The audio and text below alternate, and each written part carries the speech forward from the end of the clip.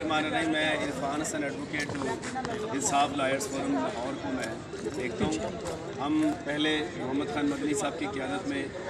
Deputy commissioner Lahore से NOC जो है वो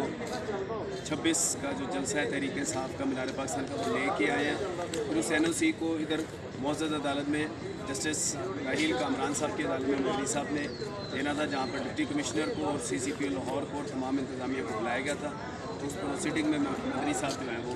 शामिल हुए, वो आपको बताएंगे। ये जो है हमने NOC आज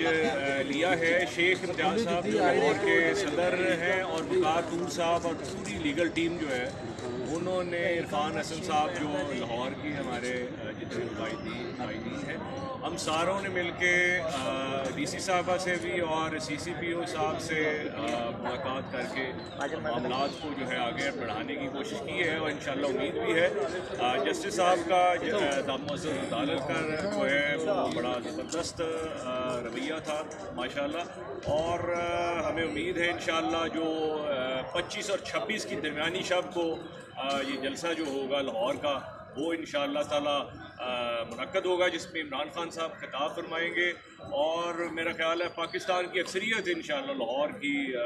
शिरकत करेगी। दूसरी पटिशन हमने जो वकार तूर साहब ने, शेख इम्तियाज़ साहब ने और पार्टी लीडरशिप ने हमने जो दायर की थी वो थी कि ये जो गैर कानूनी घरों पे छापे मारे जा रहे हैं,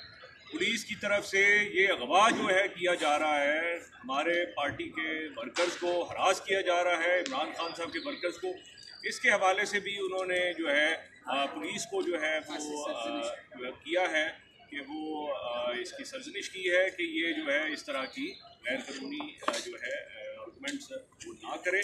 इसमें वकार तूर साहब ने माशाल्लाह बहुत अच्छी जो है उनके साथ भी गुफ्तगू की, तो वकार साहब कोई ऐड करना चाहिए तो उसमें आप भी कर लें। बहुत शुक्रिया। अदालत ने आज इंश्योर किया है कि आर्टिकल 16, 17 और 18 के तहत किसी भी पॉलिटिकल पार्टी का